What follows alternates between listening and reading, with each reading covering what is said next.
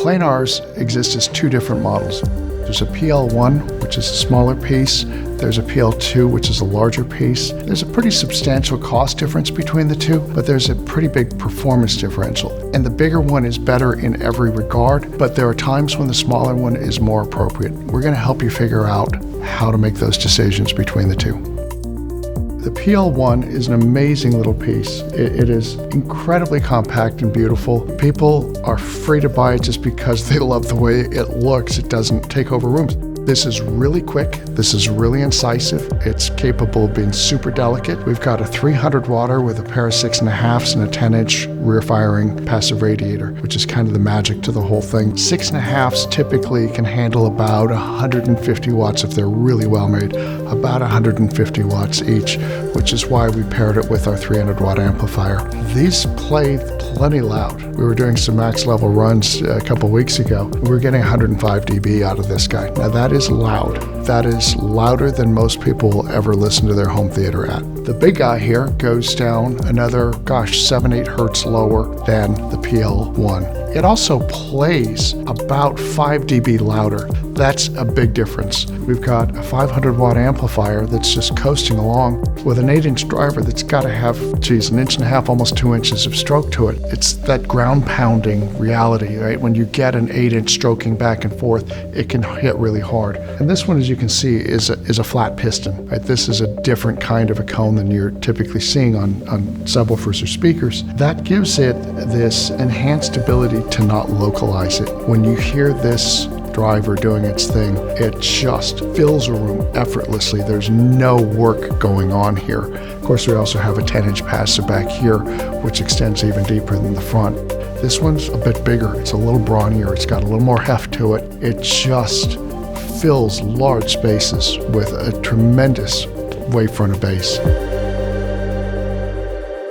A PL-1 will give you a clean 34 hertz, and that's quite deep by any traditional standards. If you're listening mostly to jazz or to rock, that's pretty much everything other than EDM that you'll ever hear in the way of depth. This guy's good down to about 25 hertz. That 7-8 hertz difference is an entire class difference. 7 to 8 hertz, once you start getting down below 30 hertz, is a whole different category. Frankly, in the big subwoofers, when you get to 3 hertz difference, that's the difference between holy cow and oh, that's very deep bass.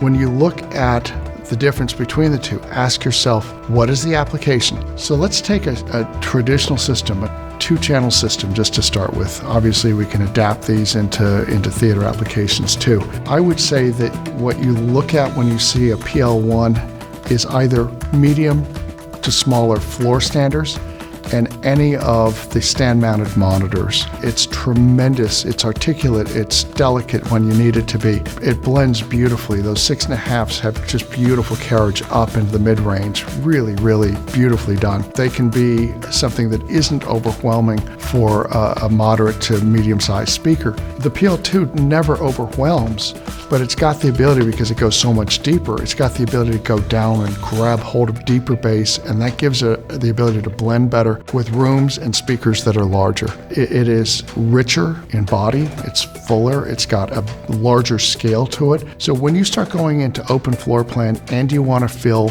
a lot of that open floor plan space, you're going to be better served with the PL-2 versus the PL-1. If you're talking about apartments, lofts, European flats, European smaller homes, PL-1s may be more than enough for you.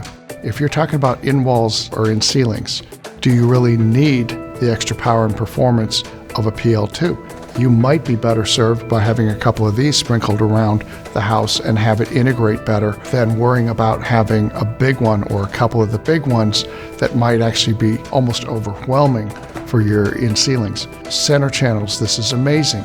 Rear channel subs that produce bass and space, I mean really space, that enveloping 3-dimensional aural reality that we all crave out of great home theater. These guys can do it better than this. And so, as we always say with all of our stuff, horses for courses, we build different models to satisfy different needs. But ultimately, it's going to come down to space utilization, your applications, and your budget. This has the capacity to sound bigger, go deeper, play louder, and is just more effortless than this. This has the ability to be incredibly precise, articulate, delicate when called upon, and still go down and deliver the goods. And both of these, it's really important to get this, both of these are not lifestyle pieces. People who don't listen to these won't understand how amazing their performance is. This is that perfect fusion of design forward and incredible performance.